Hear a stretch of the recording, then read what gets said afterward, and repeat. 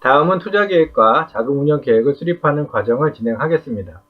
투자계획 및 자금운용계획을 수립하기 위해 비즈니스 모델 캔버스의 수익구조와 비용구조를 구체화하고 시장 전망에서 수립한 목표를 세분화해서 비용과 수익으로 산출하게 됩니다.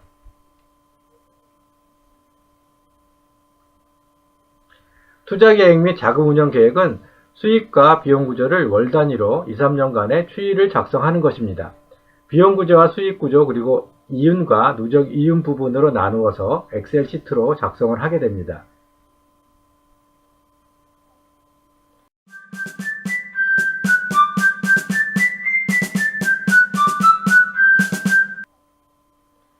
엑셀 시트로 바로 월 단위로 비용과 수익을 작성하려고 하면 어떻게 시작해야 할지 난감할 수 있습니다. 비용과 수익을 엑셀 시트로 작성하기 전에 비즈니스 예측 데이터를 찾아내야 합니다. 예측 데이터부터 작성을 해서 비용과 수익을 연동하는 것입니다. 수익을 바로 예측하는 것보다 상품 판매 수량을 예측하고 수익을 예측하는 것이 더 합리적입니다. 판매 수량을 예측하는 것이 수익을 바로 예측하는 것보다 더 쉽기도 하고 정확하기도 하기 때문입니다. 비용에 영향을 주는 예측 데이터들을 찾아냅니다. 예측 데이터로는 직원수, 인건비 상승률, 설비 및 장비 구매, 판매 수량 대비 구매 수량 등이 있습니다. 비용 측면은 고정비와 영업 관련 비용으로 나누어서 관리를 해야 합니다. 고정비는 인프라를 운영하기 위해 매월 고정적으로 사용하는 비용이고, 영업 관련 비용은 상품이나 서비스 매출에 연동되는 비용으로 매출이 늘어나면 동반 상승하게 되는 비용을 말합니다. 상품 판매와 연동된 구매 비용, 광고 홍보 비용 등이 여기에 해당이 되는 것입니다. 수익에 영향을 주는 예측 데이터들을 찾아냅니다. 예측 데이터로는 상품 판매 수량, 신규 가입자 수, 시장 규모 및 시장 점유율, 시장 성장률 등이 있을 수 있습니다. 수익 발생 부분에 대해서는 비용 의존도가 높은지도 확인해서 적용해야 합니다. 비용 의존도가 높은 비즈니스란 수익이 발생할 때 매입 비용도 같이 증가하는 구조를 말하는 것으로, 이런 경우 수익 부분의 증가뿐만이 아니라 비용 부분의 증가도 같이 적용돼야 하는 것입니다.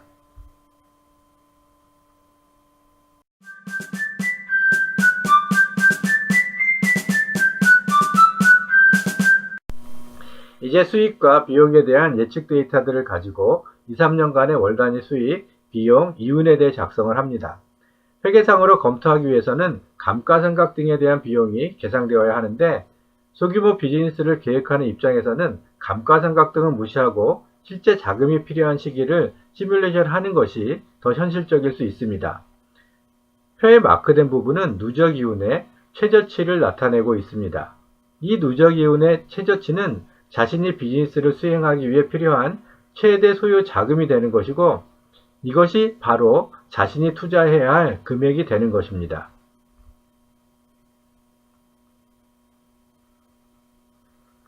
이번 시트에 나타나 있는 마크된 부분은 누적 이윤이 플러스가 되어 있습니다. 누적 이윤이 플러스가 되는 기간이 투자 회수 기간이라고 생각하면 됩니다. 감가상각을 적용하지 않았기 때문에 회계상의 정확한 투자 회수 기간은 아니지만 사업계획을 수립하는 입장에서의 대략적인 투자 회수 기간이라고 보면 되고, 감가상각을 제외한 자금 운영 계획 측면에서의 투자 회수 기간이 되는 것입니다.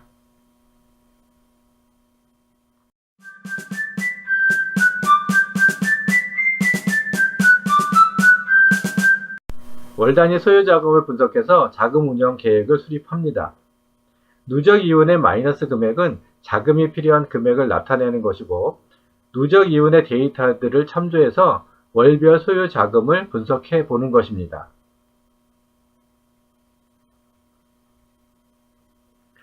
월별 투자 금액과 자금 운영 계획을 수립합니다. 자금 계획이 마이너스 금액이 산출되지 않도록 투자 금액을 조정해야 합니다. 이제 최초의 자금 계획이 수립되었습니다. 매월 비즈니스 실행 결과를 재반영해서 투자 계획과 자금 계획을 조정해야 합니다. 비즈니스는 환경의 변화에 따라 변화되는 것이기 때문에 예측 데이터는 정확하지 않을 수 있습니다. 매월 실적 데이터를 확인하고 리스크를 감안해서 조정해 나가는 것입니다.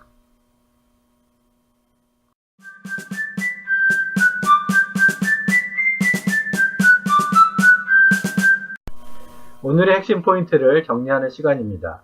오늘의 핵심 포인트는 투자를 결정하다입니다. 포트폴리오 분석은 자신의 인생에 대한 투자를 결정하는 것입니다. 자신의 비즈니스를 실행하기 위한 자금 계획을 수립합니다. 수익성을 시뮬레이션하고 전반적인 사업 계획을 조정합니다.